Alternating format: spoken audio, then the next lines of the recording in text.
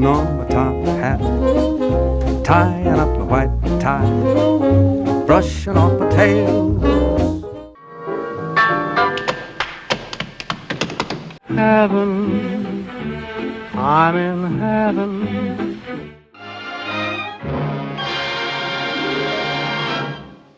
And the way you look tonight.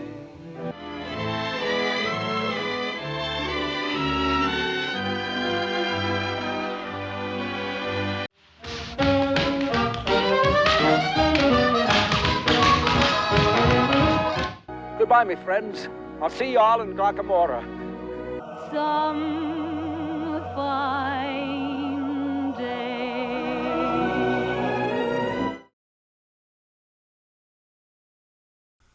Fred's vaudeville and Broadway career is covered in depth in Episode 1 of the comprehensive documentary series, Fred and Ginger, We Shall Never See Their Likes Again.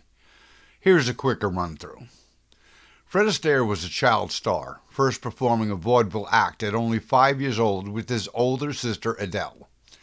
In 1904, his mother Joanna took them to New York City for training, where they made their vaudeville debut. And yes, Fred is already wearing the top hat.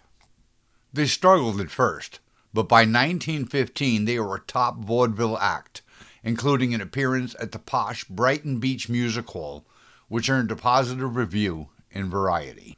Fred and Adele did 10 plays on Broadway and London's West End between 1917 and 1931. Once again, they started at the bottom and had to work their way to the top, which they did. In 1913, 14-year-old Fred and 15-year-old George Gershwin met and immediately struck up a friendship, sharing dreams for the future. George said, "Wouldn't it be great if I could write a musical show and you could be in it?" A decade later, their silly dreams came true in the Gershwins' first play, Lady Be Good, a smash hit. Fred and Adele went for a screen test for Paramount and thought it came out awful. Paramount's Walter Wenger disagreed, and they almost signed to do their play Funny Face in the movies, but nothing ever came of it. Imagine if it had. Adele was always considered the greater talent, even though Fred had become the better dancer. Would Fred have been considered the less talented sibling in the movies? In 1930, Ginger was performing in her hit Broadway play Girl Crazy. Fred was brought in as a choreography advisor. This led to a series of interesting events that shaped their lifelong relationship. A while later, Fred called to ask Ginger out on a date. They went to Casino in the Park in Central Park. Ginger says, "The casino was indeed a charming place for a quiet rendezvous, and was perfect for a romantic dinner for two." Ginger goes on to gush about their first date talking and dancing with Fred, including a long, passionate kiss to end the date. While they both always downplayed their dating period, I believe you put together all their comments, and they dated frequently during this period, covered in the documentary. Adele retired in 1932 to marry English Lord Charles Cavendish. American drama critic Ashton Stevens bemoaned her retirement.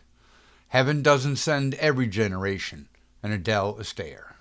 Fred ended his Broadway career solo in Gay Divorce, which ran for 248 performances between 1932 and 1933.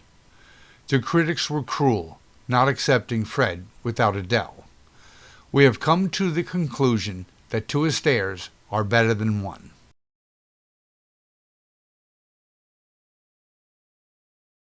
Fred was completing the Broadway run of Gay Divorce and decided to take a stab at Hollywood. Mervyn LeRoy told Fred they should make a movie of Gay Divorce and would take it up with Warner Brothers. Later, LeRoy said Jack Warner, head of Warner Brothers, said, "Who am I going to put in it? Cagney?" Fred engaged agent Leland Howard, who called David O. Selznick, head of RKO, who said they wanted Fred for a big musical, Flying Down to Rio. Fred headed to Hollywood for a screen test. The now lost evaluation of Fred's screen test is rumored to have stated, "Can't act, can't sing, balding, can dance a little."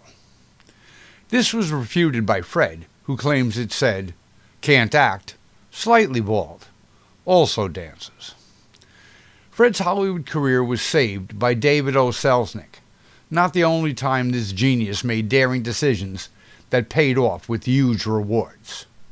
Still, his half-hearted endorsement in a memo said, "I am uncertain about the man, but I feel, in spite of his enormous ears and bad chin line, that his charm is so tremendous that it comes through, even on this wretched test." Fred was in only one movie before flying down to Rio, Dancing Lady, starring Joan Crawford and Clark Gable. RKO hit production delays, so they lent out Fred to MGM for this movie.